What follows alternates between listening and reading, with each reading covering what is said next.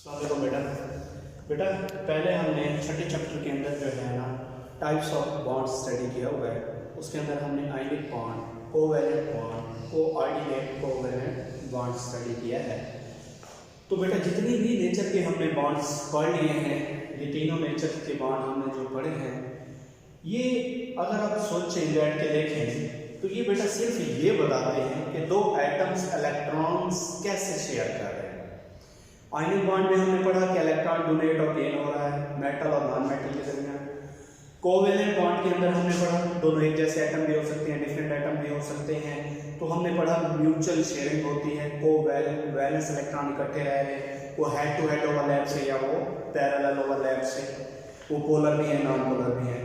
फिर उसके बाद हमने पढ़ा कि एक ही स्पीशीज इलेक्ट्रॉन का जोड़ा दे रही है, दूसरी स्पीशीज इलेक्ट्रॉन का जोड़ा ले रही है। तो बेटा कोऑर्डिनेट कोवैलेंट बॉन्ड, क्या आपने इन तमाम बॉन्ड्स के अंदर ये सीखा कि उस मॉलिक्यूल की ज्योमेट्री कैसी होगी, उसका बॉन्ड एंगल कितना होगा, उसका बॉन्ड डिस्टेंस क्या होगा, उन मॉलिक्यूल्स की शेप्स क्या होगी। हमने तीन बातें पढ़ी। तो वो जो मैंने आपको पहले बताई है वो हमें सिर्फ ये बातें सिखा रहे हैं, ionic bond, covalent bond, coordinate covalent bond, सिर्फ वो सिखा रहे हैं। हमें ये नहीं बता रहे कि उस मॉलिक्यूल की ज्योमेट्री क्या है, शेप क्या है, बॉन्ड एंगल क्या है, बॉन्ड डिस्टेंस क्या है, उनकी ट्रांजिशन एनर्जी स्टेट्स क्या है, और जब वो केमिकल रिएक्शन करती हैं तो वो मॉलिक्यूल की क्या चेंजिंग आती है, बिहेवियर उनका कैसा रहता है, ये तमाम बातें वो एक्सप्लेन नहीं कर रहे। तो इन्हीं बातों की वजह से, क्योंकि ये बातें एक्सप्लेन नहीं हो पा रही उन तमाम थ्योरीज से, तो हमने मॉडर्न थ्योरीज का सहारा लेना है बेटा। तो मॉडर्न थ्योरीज जो हैं हमें इंशाल्लाह इन तमाम बातों के बारे में बताएंगे। तो modern theories of covalent bond हमने पढ़नी है। तो बेटा सबसे पहले वही बात कि जो हमने लीविस मॉडल पढ़े हैं, लीविस मॉडल के मुताबिक हमने ionic bond, covalent bond, coordinate covalent bond पढ़ा। तो उसमें हमने क्या सीखा था? हमने ये सीखा था कि एटम्स कैसे बॉन्डेड होते हैं, और ये भी सीखा था इलेक्ट्रॉन्स कैसे शेयर कर रहे हैं, ठीक है, बराबरी की सतह पर दे रहे हैं या मुकम्मल तौर पर एक ही में दे रहे हैं, ये हमने सीखा। फिर बेटा कौन सी बातें हैं जो हमने नहीं सीखी, उसमें लिमिटेशंस क्या है उस लीविस मॉडल की, उस लीविस मॉडल की तो लिमिटेशन ये है, वो हमें ये नहीं बताता how electrons avoid repulsion between them. बेटा ये हमें उन आयनिक कोवैलेंट और कोऑर्डिनेट कोवैलेंट बॉन्ड से ये नहीं पता चलता कि इलेक्ट्रॉन्स के दरमियान जो रिपल्शन है वो कम से कम कैसे हो, पहली बात। दूसरी बात, हमें उनसे ये नहीं पता चलता कि शेप्स ऑफ मॉलिक्यूल्स कैसी होगी। बेटा हमें पहले तो ये नहीं पता चलता उन बातों से, उन थ्योरी से कि इलेक्ट्रॉन्स जो हैं उनके रिपल्शन कैसे कम से कम हो सकेगी, उनकी शेप्स कैसे होगी। क्योंकि बेटा शेप्स क्यों इंपॉर्टेंट है? शेप इस वजह से इंपॉर्टेंट है क्योंकि हमें मॉलिक्यूल की शेप से बेटा फिजिकल प्रॉपर्टीज का पता चलता है, उसकी केमिकल प्रॉपर्टीज का पता चलता है, three dimensional arrangement of atom पता चलती है। इसी वजह से हमें ये बात भी पता होनी चाहिए। तो ये उसकी लिमिटेशन है, दूसरी लिमिटेशन। तीसरी लिमिटेशन, वो हमें आयनिक कोवैलेंट और coordinate bond geometry of molecules भी नहीं बताते, तीसरी लिमिटेशन। चौथी लिमिटेशन क्या है? वो हमें बॉन्ड एंगल्स ऑफ मॉलिक्यूल्स भी नहीं बताते। पांचवी लिमिटेशन क्या है? वो हमें बॉन्ड पोलैरिटी के बारे में नहीं बताते कि बॉन्ड पोलर जो है वो कितना पोलर हुआ करेगा, ये भी नहीं पता, इसकी भी कोई एक्सप्लेनेशन नहीं थी वहां पर। तो बॉन्ड डिस्टेंस कितना होगा, एक मॉलिक्यूल के अंदर 2 3 4 5 बॉन्ड है तो उनमें डिस्टेंस कितना हुआ करेगा, कुछ पता नहीं। हमें वो थ्योरीज आयनिक कोवैलेंट और कोऑर्डिनेट कोवैलेंट की जो लीविस की थ्योरीज है वो इन चीजों को एक्सप्लेन नहीं करती। तो हमारे पास 1 2 3 4 5 6 ये लिमिटेशंस हैं। सातवीं लिमिटेशन है बेटा, वो हमें ये नहीं बताती है आयनिक कोवैलेंट और कोऑर्डिनेट कोवैलेंट बॉन्ड की एनर्जी ट्रांजिशन इन मॉलिक्यूल कितना होगा।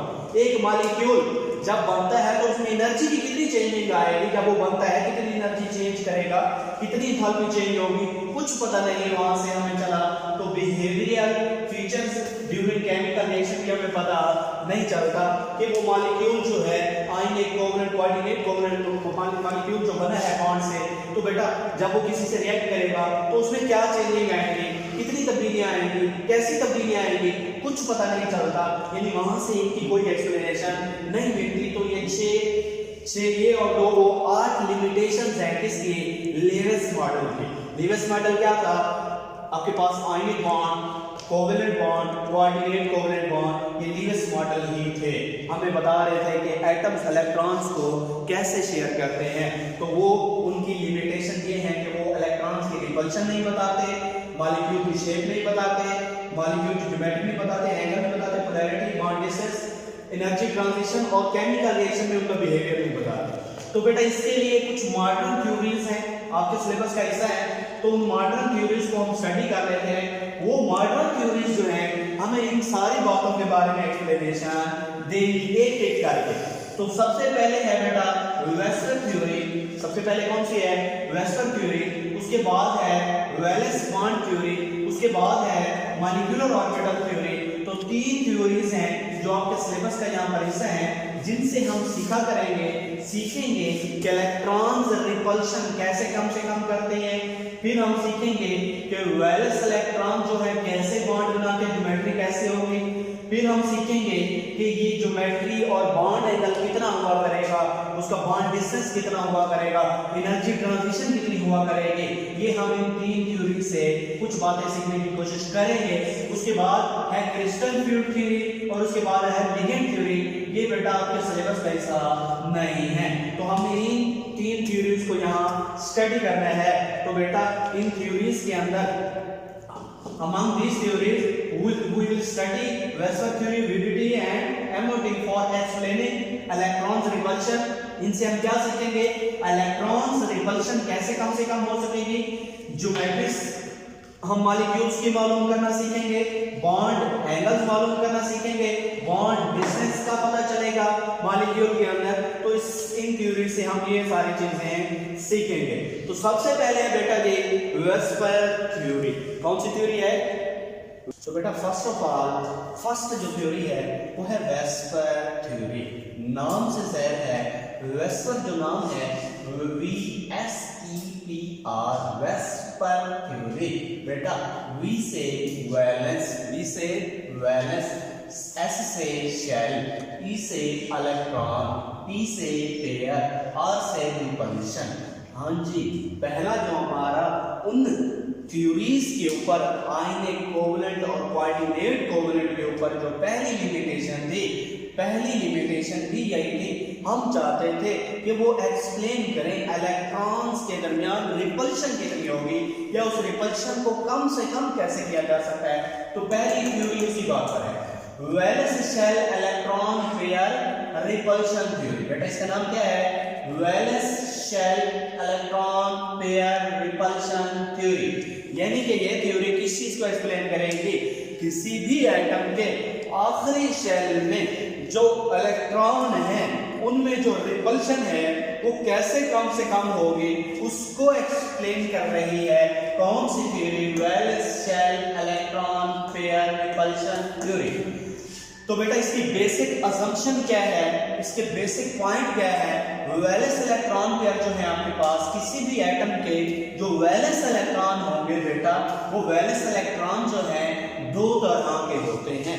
किसी एटम के आखिरी शेल में जो इलेक्ट्रॉन है वो दो तरह के होते हैं। तवज्जो से देखना है बेटा, वो दो तरह के कौन कौन से? एक तो आखिरी शेल में लोन पेयर ऑफ इलेक्ट्रॉन भी हो सकते हैं, आखिरी शेल में बॉन्ड पेयर ऑफ इलेक्ट्रॉन भी हो सकते हैं। तो आखिरी शेल किसी भी एटम के वैलेंस शेल के अंदर two types of electron pair हो सकते हैं, lone pair of electrons and bond pair of electron. तो बेटा हमने सीखना ही है इस थ्योरी के थ्रू कि ये जो आखिरी शेल है उसमें ये जो इलेक्ट्रॉन है, कोई इलेक्ट्रॉन अकेले हैं, कोई पेयर्ड है। जो पेयर्ड है उनको हम लोन पेयर बोलते हैं, जो अकेले हैं अनपेयर्ड हैं उनको हम बॉन्ड पेयर बोलेंगे। जी बेटा, तो हमने ये सीखना है कि वो वैलेंस इलेक्ट्रॉन आपस में कैसे रहेंगे, आपस में किस तरह से रिपल्शन को जो है वो कम से कम करेंगे। तो बेटा रिमेन मैक्सिमम डिस्टेंस अपार्ट, इस थ्योरी की पहली जो असम्पशन है कि वैलेंस शेल में जो इलेक्ट्रॉन है वो एक दूसरे से मैक्सिमम डिस्टेंस पर रहते हैं ताकि उनके दरमियान जो रिपल्शन है वो कम से कम हो सके।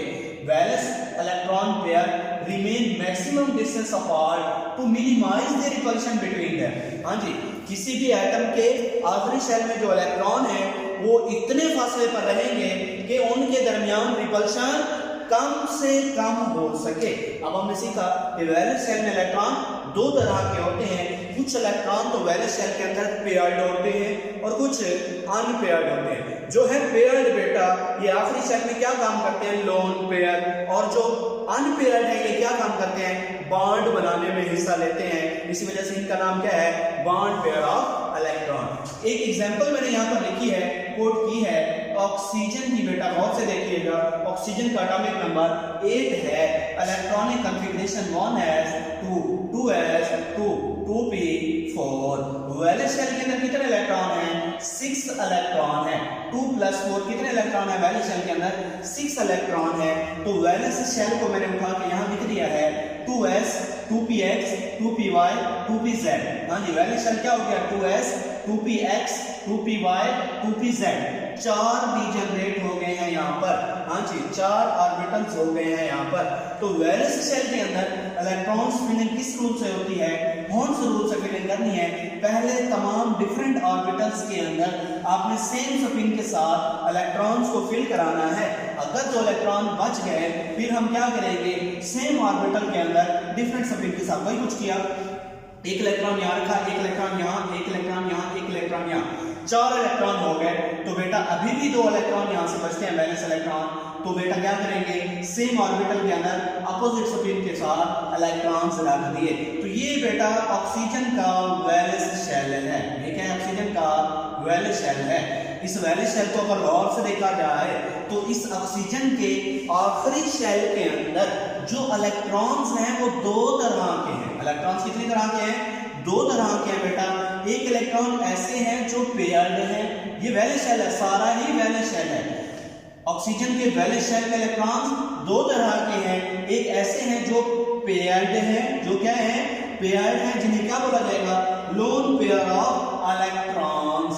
दूसरे ऐसे हैं जो अनपेयर्ड हैं। वैलेंस शेल के अंदर दूसरे ऐसे हैं जो क्या है, अनपेयर्ड। तो बेटा इस वैलेंस ऑक्सीजन के वैलेंस शेल के अंदर इलेक्ट्रॉन्स हैं 6। कुछ इस तरह से आप देखें 2s और 2px के अंदर वो इलेक्ट्रॉन्स पेयर्ड हैं, 2py और 2pz के अंदर वो इलेक्ट्रॉन अनपेयर्ड है। जो पेयर्ड हैं वैलेंस शेल के अंदर उनको हम बोलते हैं लोन पेयर ऑफ इलेक्ट्रॉन, और जो अनपेयर्ड हैं वो बॉन्ड बनाने के लिए रेडी हैं, उनको हम बोलते हैं बॉन्ड पेयर ऑफ इलेक्ट्रॉन्स। तो बेटा गौर से इस बात को सुनना है, तवज्जो से सुनना है इस बात को कि ये जो जिन्हें बॉन्ड बनाने की जरूरत नहीं है, जो ऑलरेडी पेयर्ड है, जिन्हें हम लोन पेयर बोल रहे हैं, ये किसी से बॉन्ड नहीं बनाएंगे। और ये जो अकेले हैं अनपेयर्ड हैं, ये किसी से बॉन्ड बनाएंगे। ये किसी से बॉन्ड नहीं बनाएंगे, ये किसी से बॉन्ड बनाएंगे। बेटा ये किसी से बॉन्ड नहीं बनाते तो इन्हें कितने न्यूक्लियस अट्रैक्ट कर रहे हैं, ये जब किसी से बॉन्ड नहीं बना रहे ये वाला इलेक्ट्रॉन तो सिर्फ एक ही न्यूक्लियस इन्हें अट्रैक्ट कर रहा है, वो है ऑक्सीजन। वो क्या है, ऑक्सीजन का न्यूक्लियस इन्हें अट्रैक्ट करता है। अट्रैक्टेड बाय 1 न्यूक्लियस, इन्हें लोन पेयर को सिर्फ एक ही न्यूक्लियस जिसके ये हैं वही अट्रैक्ट करता है। और बॉन्ड पेयर ये तो बेटा ऑक्सीजन के वैलेंस शेल में अकेले अनपेयर्ड इलेक्ट्रॉन है, ऑक्सीजन का न्यूक्लियस इन्हें अट्रैक्ट कर रहा है। दूसरा, जब ये किसी से बॉन्ड बनाएंगे, ये अनपेयर्ड है, किसी से बॉन्ड बनाएंगे, जब ये किसी से बॉन्ड बनाते हैं तो तब उसका भी न्यूक्लियस इन्हें अट्रैक्ट करेगा। 2 न्यूक्लियस हो गए, एक तो ये ऑक्सीजन के इलेक्ट्रॉन है अनपेयर्ड, ऑक्सीजन के न्यूक्लियस इन्हें अट्रैक्ट कर रहा है। दूसरा बेटा जिससे ये बॉन्ड बनाएंगे, जिससे ये इलेक्ट्रॉन शेयर करेंगे, वो न्यूक्लियस भी इन इलेक्ट्रॉन्स को अट्रैक्ट करेगा। तो attracted by one this nucleus whose electron और जिसके ये इलेक्ट्रॉन हैं वही न्यूक्लियस इन्हें अट्रैक्ट कर रहा है। एक फिर and will attracted by another nucleus, इन्हें एक और भी न्यूक्लियस अट्रैक्ट करेगा जिसके साथ ये इलेक्ट्रॉन शेयर करेंगे, बॉन्ड बनाएंगे। हाँ जी, ये बॉन्ड पेयर ऑफ इलेक्ट्रॉन, ये जो अनपेयर्ड ऑफ इलेक्ट्रॉन है, एक तो ऑक्सीजन इन्हें अट्रैक्ट कर रहा है, दूसरा जिसके साथ ये बॉन्ड बनाएंगे वो भी इन्हें अट्रैक्ट करेगा। तो इनको 2 न्यूक्लियस अट्रैक्ट कर रहे हैं और इनको 1 न्यूक्लियस। जी बेटा, इनको सिर्फ 1 न्यूक्लियस जिसके ये है वो अट्रैक्ट कर रहा है, इनको 1 न्यूक्लियस वो जिसके हैं और 1 न्यूक्लियस वो जिससे बॉन्ड बनाएंगे वो अट्रैक्ट कर रहा है। तो मैं अगर लिख दूं तो कि 2 न्यूक्लियस से अट्रैक्शन है इनके ऊपर, हाँ जी, और इनके ऊपर 1 न्यूक्लियस की अट्रैक्शन है। तो बेटा आप ही बताएं कौन जो है स्पेस ज्यादा ऑक्युपाई करेगा। जिन्हें एक न्यूक्लियस अट्रैक्ट कर रहा है वो रिपल्शन ज्यादा करेंगे, वो रिपल्शन ज्यादा करेंगे, और जिन इलेक्ट्रॉन्स को दो न्यूक्लियस अट्रैक्ट कर रहे हैं वो रिपल्शन कम से कम करेंगे। हाँ जी, तो बेटा मैं यहाँ लिख दूं, अगर ये रिपल्शन क्या करेंगे, ज्यादा करेंगे। इनकी रिपल्शन क्या होगी, रिपल्शन बहुत ज्यादा होगी, और इनकी बेटा अगर मैं लिखूं कि रिपल्शन क्या होगी, कम होगी। रिपल्शन क्या होगी, लेस होगी। इनकी रिपल्शन क्या होगी, हायर होगी, ज्यादा होगी। बेटा फिर से सुन लें कि ये बॉन्डेड है, पेयर्ड है, ठीक है, ये किसी से बॉन्डिंग में हिस्सा नहीं लेते, एक सिर्फ और सिर्फ जिसके हैं वही न्यूक्लियस इन्हें अट्रैक्ट करता है, यानी 1 न्यूक्लियस से अट्रैक्टेड है, और ये अनपेयर्ड है, इसी वजह से किसी से बॉन्ड बनाने में हिस्सा लेंगे। तो एक तो जिसके हैं वो न्यूक्लियस इन्हें अट्रैक्ट कर रहा है, दूसरा जिससे बॉन्ड बनाएंगे, जिसके साथ इलेक्ट्रॉन शेयर करेंगे, वो न्यूक्लियस भी इनके ऊपर अट्रैक्शन करेगा। तो इनके ऊपर 2 न्यूक्लियस की अट्रैक्शन हो गई बेटा, इनके ऊपर 1, इनके ऊपर 2 न्यूक्लियस। अब आप ही फैसला करें कि किसकी रिपल्शन ज्यादा होगी। इनको एक ही न्यूक्लियस अट्रैक्ट कर रहा है, इसी वजह से ये स्पेस ज्यादा ऑक्युपाई करेंगे और रिपल्शन ज्यादा करेंगे। यानी वैलेंस शेल के अंदर जो पेयर्ड इलेक्ट्रॉन हैं, जिन्हें हम लोन पेयर ऑफ इलेक्ट्रॉन बोल रहे हैं, उनके ऊपर सिर्फ एक ही एटम की अट्रैक्शन है, एक ही न्यूक्लियस की अट्रैक्शन है, तो वो स्पेस ज्यादा ऑक्युपाई करने की वजह से रिपल्शन ज्यादा करेंगे। और दूसरे इलेक्ट्रॉन जो अनपेयर्ड हैं, किसी से बॉन्डिंग में हिस्सा लेंगे, तो वो 2 न्यूक्लियस से अट्रैक्टेड होने की वजह से, स्पेस कम ऑक्युपाई करने की वजह से वो रिपल्शन कम करेंगे। तो 2 बातें आज हमने सीख ली, लोन पेयर रिपल्शन ज्यादा करेंगे और बॉन्ड पेयर रिपल्शन कम करेंगे। वजह आपने सीख ली, उम्मीद करता हूं आपको समझ आया होगा। इंशाल्लाह कल यहां से आगे हम कैरी ऑन करते हैं। अल्लाह हाफिज़।